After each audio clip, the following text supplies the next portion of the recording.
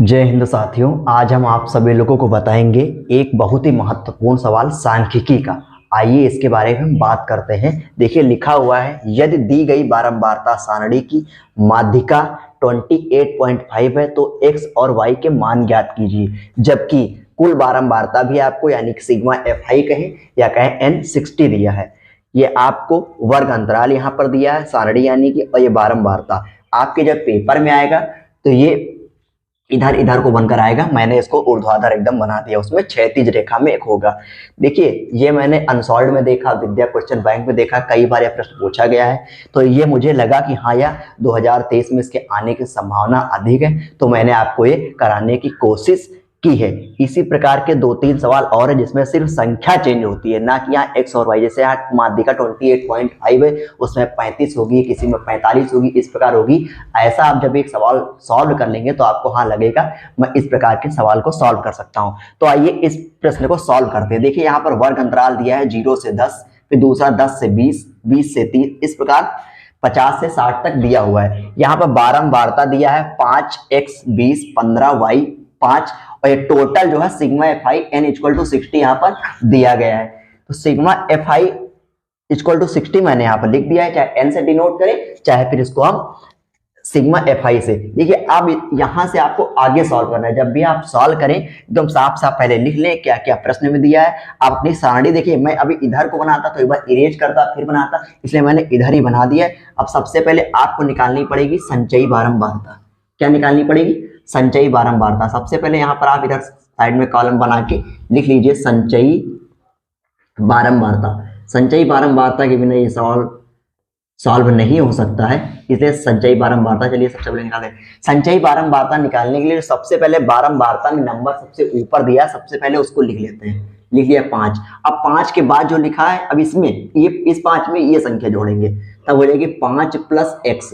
ठीक है ना, 5 प्लस x हो जाएगी। अब 5 प्लस x में जब 20 जोड़ेंगे तो 20 5 25 प्लस x हो जाएगी, 25 प्लस x हो जाएगी। अब 25 प्लस x में जब 15 जोड़ेंगे तो 25 15 40 प्लस x हो जाएगी। ठीक है ना। अब 40 प्लस x में जब y जोड़ेंगे तो ये हो जाएगी आपकी 40 प्लस x और प्लस का y हो जाएगी। अब 40 प्लस x प्लस y में 5 जोड़ेंगे तो 40 में 5 जुड़ जाएगा आपका 40 5 45 प्लस x प्लस y। ये चीज आपकी संचयी बारंबारता निकल आई। अब देखिए यहाँ पर जो माध्यिका दिया है 28.5 दिया है। 28.5 हम इसमें यदि देखें बारंबारता में सबसे बड़ी अंक क्या है, सबसे बड़ी संख्या क्या है, तो देखेंगे 20 है। ठीक ना। अब इसको चाहे इस हिसाब से माने या फिर देखें यहाँ पर जो माध्यिका इसकी निकल रही 28.5, तो इसमें 28.5 कहां पर आएगा, तो 20 से 30 वाले के बीच में आएगा। 20 से 30 वाले के बीच में आएगा तो यहाँ पर इसको हम कहते हैं वर्ग सीमा। इसकी वर्ग सीमा जो की है, वर्ग सीमा कहें या वर्ग अंतराल कहें, तो किस वाले में आ रहा है, तो वर्ग अंतराल आ रहा है 20 से 30 वाले में। 20 से 30 वाले में आ रहा है। इस 20 को हम कहते हैं L मान लेते हैं 20। ठीक है ना। अब इसके और इसके जो बीच में डिफरेंस आता है उसको h से डिनोट करते हैं। डिफरेंस निकालने के लिए बड़ी संख्या में से छोटी संख्या को घटाना पड़ता है, तो 30 में से 20 निकल जाएगा, आपका h आ जाएगा 10। n आपको दिया हुआ है। अब आपको मैं बता दूं संचयी बारंबारता में आपको f मिल गया, l मिल गया, इसका डिफरेंस निकाला, h मिल गया।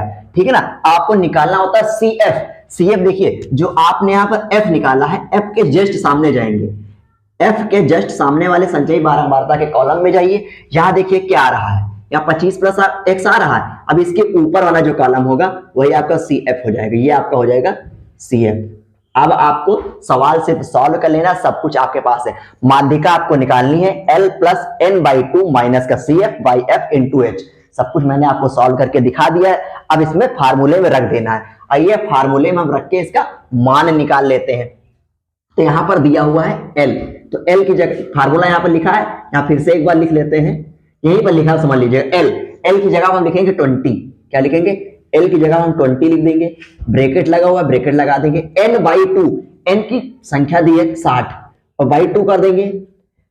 माइनस का CF यहाँ पर दिया 5 प्लस x, यहाँ माइनस इसलिए हम ब्रैकेट में इसको लिख लेंगे एक बार, क्योंकि अभी ऐसे लिखेंगे तो चिन्ह गलत हो सकते हैं। अब बाई f दिया यहाँ पर, f की जगह फिर हम क्या रखेंगे, एफ की जगह हमें रखना है 20, एफ की जगह 20 इंटू एच, एच की मैंने लिमिट आपको बता दी 10 दी है। पर इस सवाल को हम सॉल्व कर लेंगे, एक्स और वाई के मान निकालना है, एक्स और वाई के मान अभी निकाल आएंगे। आइए हम इसको सॉल्व करते हैं।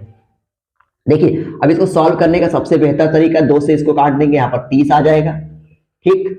अब यहाँ 20 आया प्लस, अब यहाँ 30 है, 30, अब ये ब्रैकेट खुलेगा माइनस का 5 हो जाएगा, 30 माइनस के 5 हो जाएगा, ब्रैकेट खुलेगा प्लस का x है माइनस का x हो जाएगा, यहां पर बचा 20 और यहां बचा गुणे 10, ठीक। अब इसको एक बार यहां से भी काट लेते हैं, 10 यहां 2 बचेगा, अब इसको हम इधर लिख लेते हैं 20, अब यहां पर प्लस लगा हुआ है, प्लस लगा लीजिए, 30 में से 25 गया, 30 में से 5 गया, 25 बचा, माइनस का x बटे 2, ठीक। अब ये 30, अब यहां पर आपका बचा 20 प्लस 25 माइनस का x बटे 2, अब ये ब्रैकेट हटा ले, कोई दिक्कत नहीं होगी, ठीक है ना। अब देखिए यहां पर जब हम हर बराबर करेंगे, जब हर बराबर करेंगे यहां 1 लिखेंगे, यहां 2 से गुणा करेंगे, इसमें भी 2 से गुणा करेंगे, अब मेरा हर बराबर हो चुका। अब हम इसको यहां पर लिख सकते हैं, इधर 20 दूनी 40, 40 और प्लस 25 माइनस का x और बटे 2, 40 और 20 60 5 65 माइनस का x बटे 2, ये आपका आ गया माध्यिका L। ये हमने क्या निकाला, माध्यिका, और माध्यिका ऑलरेडी क्या दी हुई है 28.5, जो मैंने सॉल्व किया इसको हम 28.5 के बराबर लिख सकते हैं। तो इसको हम लिख लेते हैं, यहां पर लिखना चाहते तो इधर से भी लिखते चले आते 28.5, लेकिन इसको बार बार लिखने से कोई फायदा नहीं, अंत में हम लिख सकते हैं ये बराबर दिया हुआ है 28.5 के। अब यहाँ पर हम कैंची गुणा कहें चाहे तिर्यक गुणा कहें करा सकते हैं। तो 65 को जब 1 से गुणा करेंगे हमारा 65 आएगा, x को 1 से गुणा करेंगे x आएगा। अब 28 को जब 2 से गुणा करेंगे तो आपका 56 आएगा, और आधे को जब एक बार 2 से गुणा करेंगे तो 1 आ जाएगा, 56 1 57 हो जाएगा 57।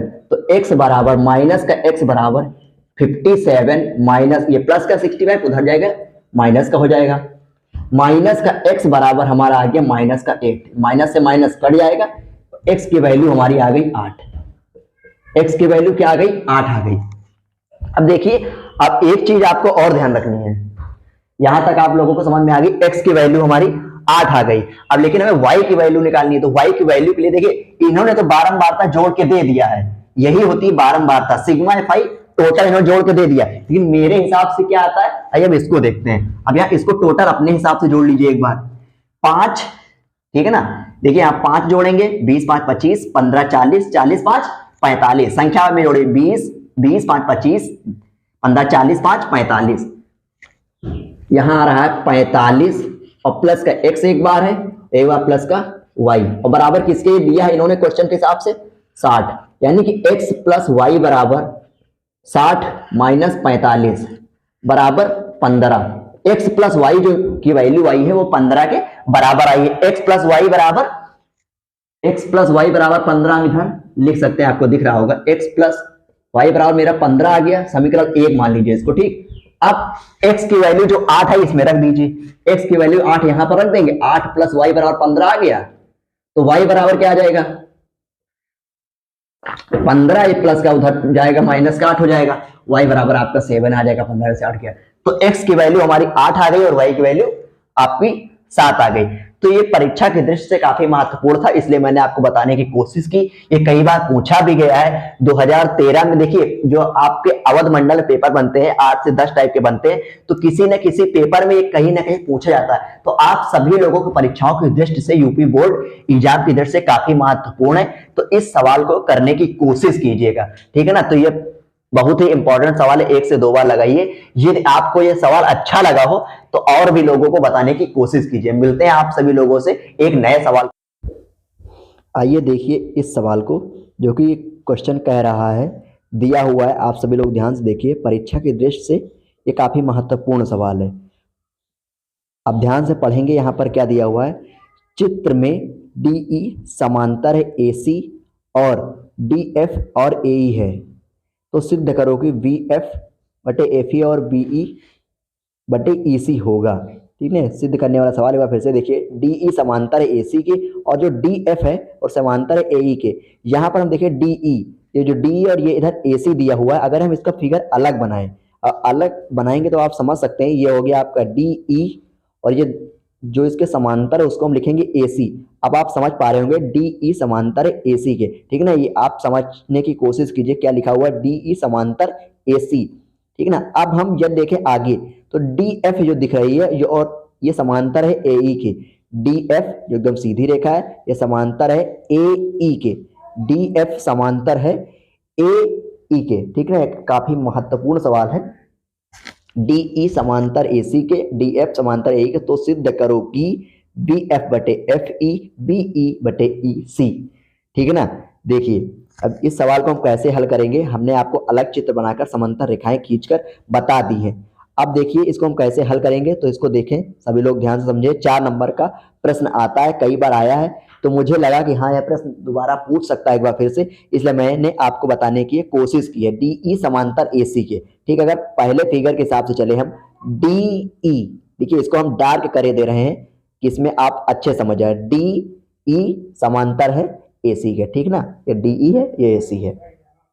अब आगे देखिए क्या कह रहा है, अगर हम इस छोटी वाली रेखा को देखें, ये C है, ये आपका DE है और ये AC है, तो इसमें देखिए अब जो सिद्ध करना है, ये जो आपको अलग दिख रहा है डार्क लाइन है, ये एक दूसरे के समांतर है। अगर हम छोटी वाली को ले AD, उसके बाद बटे में BD ले, ये जो बड़ी वाली रेखा दिख रही है, अच्छा हमें AD ले AD बटे BD, या फिर हम इसको अपोजिट में भी लिख सकते हैं, पहले बड़ी वाली लिखकर छोटी लिखे, चाहे छोटी वाली लिखकर बड़ी लिखे, दोनों से क्वेश्चन सॉल्व हो जाएगा। बहुत ही आसान है, बस आप सभी लोग एक बार प्यार से इसको समझिए, ये अगर आप हल कर लेंगे बहुत अच्छा होगा। तो लिख लीजिए पहले BD ही लिख लीजिए, BD बटे AD हो जाएगा, ठीक ना। जब ऊपर वाले मैंने बड़ा लिया है समांतर रेखा में, तब उसी प्रकार से नीचे वाली जो समांतर रेखा है उसके सामने बन रही उसको भी देखिए ध्यान से, ये BD है यहाँ पर, तो ऊपर जब BD आएगी, अगर नीचे देखेंगे, ठीक है ना, आप देखिए मैंने ऊपर सबसे पहले BD ली है, तो हम नीचे अब कौन सी रेखा लेंगे, पहले यदि हमने BD ले ली है और DE और AC के बात की है, तो हमें सबसे पहले देखना है AE, हम लेंगे इसमें, सॉरी आपको यहां से लेना है, B से लेना है, BE, हाँ BE लेना है, BE बटे आपको लेना है EC, BE यहां से हो गया और EC हो गया है, BE बटे EC, ये आपको समझ में आ गया होगा, BD फिर AD, BD बटे AD फिर BE बटे EC, ये एक दूसरे के समांतर रेखाएं के बीच की दूरी मैंने अनुपात के रूप में लिख ली है। देखिए मैंने पॉइंट लिख बना दिया है, आप सब लोग अच्छे से समझ सकते हैं। ये C तक की बात कर ली गई, इसको हम समीकरण नंबर 1 मान सकते हैं। अब इसके बाद हम देखेंगे DF और AE जो एक दूसरे के समांतर रेखाएं हैं, DF के समांतर रेखा AE है, इसको मैं डार्क किए दे रहा हूं, आप समझ जाएंगे। DF समांतर है AE के, DF, और अभी देखिए सबसे अच्छी बात हम आपको बता दें, जहां तक आपकी समांतर उसको रखिए और बाकी को मिटा दीजिए, उससे आपको और अच्छे से समझ में आ जाएगा। ठीक, अब मिटा दिया। अब आप देखिए, अब कह रहा है DF समांतर है AE के, तो सबसे पहले बड़ी वाली ले लेंगे। देखिए अब सबसे पहले हम क्या करेंगे, BD बटे AD, फिर वही रखेंगे ना, ऊपर तो सेम ही है, नीचे ये सिर्फ ज्यादा रेखाएं हैं, तो BD बटे AD। अब नीचे यदि देखेंगे तो क्या है, BF, क्या बचा, BF आपका बचा है, तब आप इसको नोट कर लीजिए, BF, ये आपका हो जाएगा BF। अब नीचे में क्या बचा आपका, FE बचा, FE बचा है, ठीक है ना। अब देखिए BD बटे AD हो गया बराबर VF बटे FE हो गया, इसको समीकरण नंबर 2 यानी इक्वेशन नंबर 2 मान लिया। अब दोनों समीकरणों की यदि हम तुलना करें, ये आपकी BD, ये AD आ गया। अब नीचे में देखेंगे तो VF और FE आ गया, दोनों समीकरण में BD बटे AD, BD बटे AD सेम मिल रहा है। यहाँ समीकरण नंबर 1 और समीकरण नंबर 2 से जब तुलना करेंगे तो BD बटे AD और BD बटे AD बराबर रखने पर, अब आगे देखिए इसमें हमें क्या करना है समझिए। अब हम BD बटे AD, BD बटे AD बराबर है, इसको हम एक जगह लिख सकते हैं, BD बटे AD की जगह पर हम लिख सकते हैं BE बटे EC, क्या लिख सकते हैं, BE बटे EC लिख सकते हैं, BE। अब इसके बराबर हम VF बटे FE लिख सकते हैं, ठीक है ना। यही आपको सिद्ध करने के लिए बोल रहा था, ये आपका आ गया है बी एफ बटे एफ ई, और इधर इस तरफ आया बी ई बटे ए सी। चाहे इसको हम इधर से उधर भेजे, बात एक ही है। अगर आप चाहते हैं तो इसको आप लिख सकते हैं बी एफ बटे एफ ई बराबर बी ई बटे ई सी। आप इसको अच्छे से समझ लीजिएगा, बी एफ बटे एफ ई। ये सवाल जो कि परीक्षा की दृष्टि से काफी महत्वपूर्ण था, ये मैंने आपको करा दिया है। इसे आप 1 से 2 बार लगाएंगे तो आपको अच्छे से समझ में आ जाएगा। आइए अब आपको हम अगला सवाल बताते हैं। देखिए इसमें लिखा हुआ है, व्याख्या कीजिए कि 7 गुणे 11 गुणे 13 प्लस 13 और 7 गुणे 6 गुणे 5 गुणे 4 गुणे 3 गुणे 2 गुणे 1 प्लस 5 भाज्य संख्याएं क्यों हैं। ये किसमें किसमें पूछा गया है? 2012, 2014 और 2017 में यह प्रश्न पूछा गया है। तो हो सकता है परीक्षा की दृष्टि से दोबारा पूछ लिया जाए, इसलिए मैंने यहाँ पर लिख दिया है। ठीक है ना। अब आगे देखते हैं, 2014 2017 में ये पूछा गया है। अब आगे का प्रश्न हम देखते हैं कैसे करेंगे।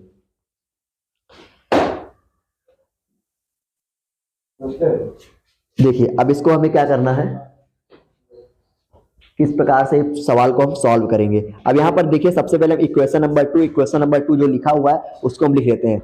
7 गुणे 11 गुणे 13 प्लस 13, ठीक है ना। अब इसमें इसको हमने इधर लिख लिया। अब इसमें हम कॉमन जो होगा वो कॉमन लेंगे। सबसे पहले दूसरी संख्या जो अलग दी हुई है इक्वेशन नंबर हम 2 लिख लेते हैं। इक्वेशन नंबर 2 देखेंगे, 3 गुणे 2 गुणे 1 और प्लस में ये 5 दी हुई है, ठीक है ना। अब इसमें देखिएगा, अब जो दोनों समीकरणों में सेम मिलता है। भाज्य संख्या देखिए क्या होती है, सबसे पहले मैं आपको बता दूं, भाज्य संख्या वे संख्याएं होती हैं जिसके 2 से अधिक गुणन करो, एक और स्वयं के अतिरिक्त भी किसी अन्य संख्या से कटे, वह आपकी भाज्य संख्याएं होती हैं। और अभाज्य संख्या वे होती हैं जो स्वयं और एक के अतिरिक्त किसी भी दूसरी संख्या से ना कटे, उन्हें हम अभाज्य संख्याएं कहते हैं।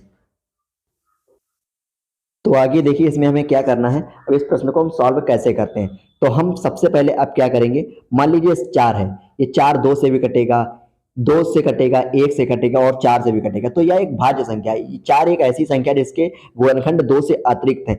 अब परंतु हम जैसे यहाँ पर 13 ले लें, 13 जो है या तो फिर 13 से कटेगा या तो फिर 1 से कटेगा, तो इसके गुणनखंड सिर्फ 2 है, वो भी स्वयं और एक के अतिरिक्त कोई दूसरा नहीं है, तो यह एक अभाज्य संख्या है। हम आशा करते हैं आपको भाज्य और अभाज्य संख्या समझ में आ गया होगा। तो आइए देखते हैं अब इसको हम कैसे सॉल्व करते हैं। अब 7 गुणे 11 देखिए, प्लस के इधर क्या कॉमन है, प्लस के उधर क्या कॉमन है, 13 इधर भी है 13 इधर भी है, तो हम इसमें जो कॉमन है उसको हम सबसे पहले लिख सकते हैं। कॉमन वही लेंगे जो प्लस के इधर हो और प्लस के उधर हो या माइनस के इधर हो। तो यहाँ 7 बचा, गुणे 11 बचा, प्लस 7 गुणे 11 और प्लस का यहाँ पर 1 आपका बच गया। तो अब आप देखेंगे तो यहाँ पर 13 हो गया। अब 11 को जब हम 7 से गुणा करेंगे तो आपका आएगा 77 आएगा, कितना आएगा 77, और इसमें जब हम 1 जोड़ देंगे तो आपका 78 आ जाएगा। तो अब हम देखेंगे, देखिए यहाँ पर हम लिख सकते हैं 13 गुणे 78। अब ये जो 13 है तो 13 1 से कटेगा, 13 से कटेगा, परंतु जो 78 आपका आ रहा है, ये जो 78 है ये आपका 2 से भी कट जाएगा। देखिए ये आपका 2 से कटेगा, ये आपका 39 से कटेगा, ये आपका 13 से कट ही रहा है। तो ये इनके गुणनखंड जो है अतिरिक्त आ रहे हैं, मतलब एक और स्वयं के अतिरिक्त भी कई संख्या आ रही हैं। तो यह तो प्रूव हो गया कि यह एक भाज्य संख्या है, तो यह वाली संख्या प्रूव हो गई। अब हम देखते हैं अगली संख्या क्या कह रही है, जो कि यह आप समझ सके हैं, ये 39 से कटेगा, 2 से कटेगा, 1 से कटेगा, 13 से कटेगा, कई संख्याओं से कटेगा, 6 से भी कटेगा। अब देखेंगे, अब इसमें जो कॉमन है और इधर प्लस के इधर और प्लस के उधर क्या कॉमन है, तो इधर 5 इधर भी है, 5 उधर भी, 5 मैंने कॉमन ले लिया। अब देखेंगे यहाँ पर हम क्या दिया हुआ, 7 गुणे 6 गुणे 5 गुणे 4 गुणे 3 गुणे 2 और प्लस उधर 1 बचा। अब 5 जब कॉमन ले लिया तब इसका हम गुणा करेंगे, तब देखिए यहाँ पर क्या दिया हुआ है। अब यहाँ पर इस 1 जोड़ देंगे, उसके बाद देखिए इसके हम गुणनखंड निकालते हैं, ये किन किन संख्याओं से कट रही है। यदि यह भी संख्या 2 के अतिरिक्त कट रही है तो यह भी एक भाज्य संख्या हो जाएंगी। तब इसका गुणा करेंगे, 1 दूनी 2 3 6 चौक 24, 24 72 दूनी 144, 144 को 7 से गुणा करके 1 हम इसमें जोड़ देंगे। तब अब देखिए इसमें हम गुणा करते हैं, आइए अब देखते हैं गुणा करने में कितना आ रहा है, 144, और इसको हम 7 से गुणा कर देंगे। हाँ बिल्कुल सही है।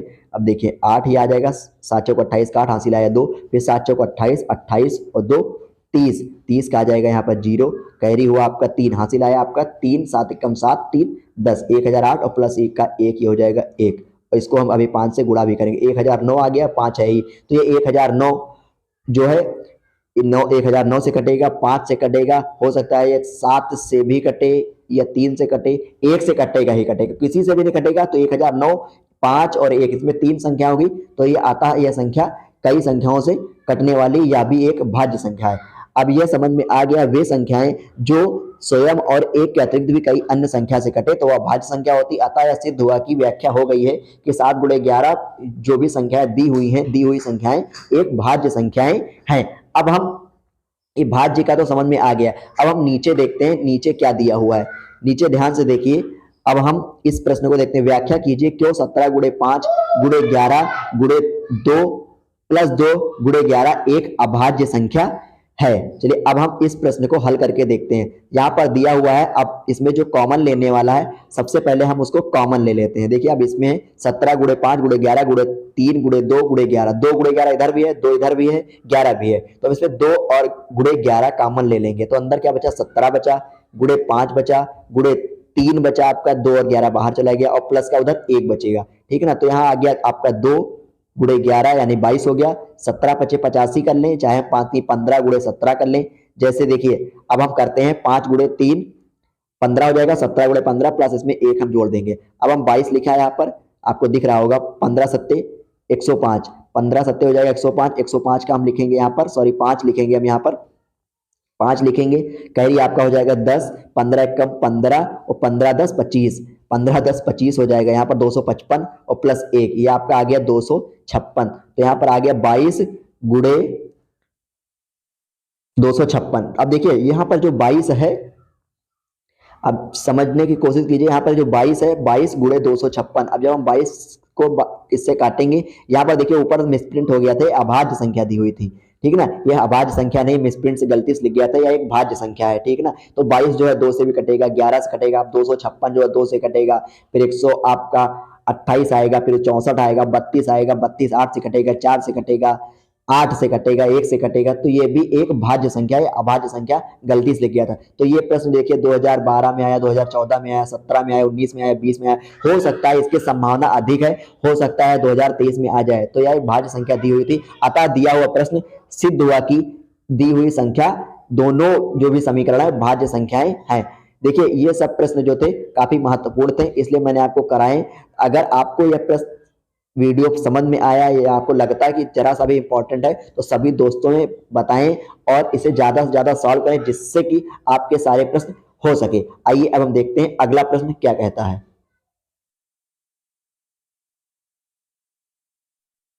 तो आपका प्रश्न दिया हुआ है, जो कि ये भी परीक्षा की दृष्टि से महत्वपूर्ण है, 2019-2022 में पूछा गया। बिना लंबी विभाजन प्रक्रिया किए ज्ञात कीजिए कि क्या 987 बटे 10,500 का दशमलव प्रसार शांत होगा या अशांत होगा। यह शांत होगा तब कारण दीजिए या अशांत होगा तब इसका आप कारण दीजिए। यह 2019 और 2022 में यह प्रश्न पूछा गया है, तो यह भी परीक्षा की दृष्टि से काफी महत्वपूर्ण है। तो मैंने काफी प्रश्नों को एक साथ जोड़ने की कोशिश की है। आइए अब हम इसको देखते हैं, इन प्रश्नों को हम कैसे सॉल्व करते हैं। देखिए बिना लंबी वजन प्रक्रिया करना है, इसमें बड़ी लंबी प्रक्रिया नहीं करना है। देखिए क्या 987 बटे 10,500, सबसे पहले अब हम इसमें लिख लेते हैं। देखिए सबसे पहले इन ऐसे प्रश्नों को हम सॉल्व करने में क्या करते हैं कि आपको प्रश्न हल करने में एकदम आसानी हो। भिन्न के रूप में लिख लेते हैं इसको हम, संख्या जो दी हुई है अर्थात यह एक भिन्न ही है। क्या दिया हुआ है, 987 बटे 10,500। क्या दिया हुआ है, 987 बटे 10,500, एकदम साफ साफ आप लिख लेंगे। अब देखिए ऊपर वाला जो अंश है नीचे वाला हर है, तो अंश को सबसे पहले हम गुणनखंड निकालेंगे। जैसे आप हम लासा में छोटे छोटे टुकड़ों में तोड़ते हैं, वैसे सिर्फ यहाँ पर 987 दिया हुआ, तो सबसे पहले 8 7 15 9 24, यानी कि ये 3 से टूट जाएगा। इसका योग जो है 24 आ रहा है, 24 3 से कट रहा है, तो यह 3 से कट जाएगा। तो हम करेंगे 3 तिहाई 9 हो जाएगा, ऊपर बचेगा 8, 3 दूनी 6, 2 बार जाएगा, ऊपर बन गया 27। तो ये आपका हो जाएगा 3 9 27। अब आपका बचा 9 2 11 3 14। इसको देखिए जोड़ के आप देख सकते हैं, अगर 14 है तो ये 7 से कट जाएगा, 2 से नहीं कटेगा। 9 2 11 3 14। अब देखिए 7 से हम इसको काटने की कोशिश करते हैं। देखिए ये 3 से भी कट सकता है, 3 9 27 हो जाएगा, 3 1 कम 3 हो जाएगा, नहीं 3 से नहीं कटेगा, 7 से कटेगा। तो ये जाएगा 7 चौक 28 32 है, यहाँ पर 4 7 चौक 28 4 लिखेंगे, ऊपर बचा 4 और 4 और 9 हो गया 7 7 49, 9 नहीं यहाँ पर, सॉरी यहाँ पर 7 7 49 होगा, 7 लिखेंगे। अब हम देखिए 7, अब ये 47 जो एक अभाज्य संख्या वह संख्या होती है जो स्वयं और एक के अतिरिक्त किसी भी अन्य संख्या से न कटे, तो वह एक अभाज्य संख्या होती है। तो इसके गुणनखंड आपके आ जाएंगे 47 1 कम 47 3 गुणे 7 गुणे 47। तो 987 की जगह पर इसके गुणनखंड हम लिख सकते हैं 3 गुणे 7 गुणे 47। इसके बाद अब जैसे हमने 10,500 को 987 को किया, वैसे ही अब हम 10,500 को भी एक जगह पर इसके गुणनखंड निकालेंगे। आइए हम इधर निकाल लेते हैं।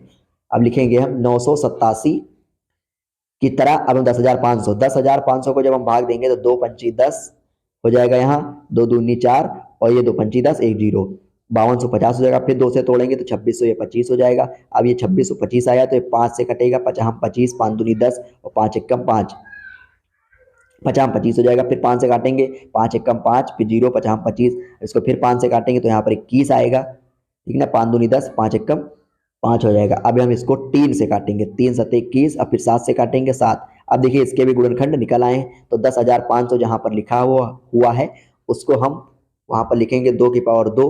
5 कितनी बार है, 5 की पावर 3 3 बार है, और यहाँ पर 3 गुणे 7 है। अब देखिए अब हम इसका आपको क्वालिटी बता दें इसकी होता क्या है। 2 की पावर 2, 5 की पावर 3, 3 गुणे 7 है।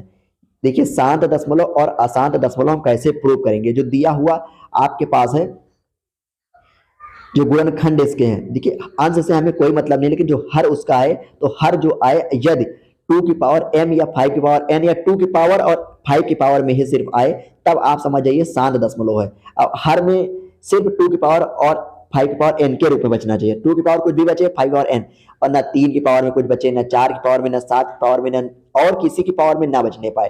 तो 2 की पावर n और 5 की पावर n के रूप में कुछ भी बच रहा है नीचे, तो यह आपका शांत दशमलव होगा, शांत दशमलव प्रसार होगा। यदि इसके सिवा भी कुछ बच रहा है तब आप समझ जाइए कि अशांत दशमलव आया हुआ है, ठीक है। इसके अतिरिक्त आपके पास कुछ भी शेष नहीं बचना चाहिए। अब देखेंगे ये 2 की पावर n, 5 की पावर n या 2 की पावर m या 5 की पावर n कुछ भी लिख सकते हैं। तो ऐसे कंडीशन में हर की बात कर रहे हैं ना कि अंश, हर अगर 2 की पावर n और 5 की पावर m के रूप में आ रहा है तो आपका शांत आवर्ती होगा, ठीक ना। देखिए यहाँ लिख दिया हमने 3 गुणे, अब 3 से 3 काट सकते हैं, 7 से 7 कट गया। अब ऊपर बचा 47 और नीचे सिर्फ बचा 2 की पावर 2 इंटू 5 की पावर 3, ना कि यहाँ पर अब 2 की पावर n और 5 की पावर m के और कुछ भी नहीं बचा। तो अतः अब इसको हम लिख सकते हैं 47, हम यहाँ पर लिखेंगे 47 बटे 2 की पावर 2 और गुणे यहाँ पर हमारा 5 की पावर 3 बचा है, तो ये 2 की पावर m और 5 की पावर n के रूप में बचा। अंश में क्या बच रहा है उससे हमें मतलब नहीं है। हर में 7 7 9 11 ऐसा कुछ भी ना आने पाए, 2 और 5 आना चाहिए। तो अतः 987 बटे 10,500 का दशमलव प्रसार शांत होगा। इसका कारण भी मैंने दे दिया, 2019-2022 में पूछा गया है। अब यह परीक्षा की दृष्टि से काफी महत्वपूर्ण है। यदि आपको यह प्रश्न समझ में आया हो तो सभी दोस्तों के पास इसको भेजने की कोशिश कीजिए जिसमें उनका भी भला हो। इसी तरह के प्रश्न आपको आगे भी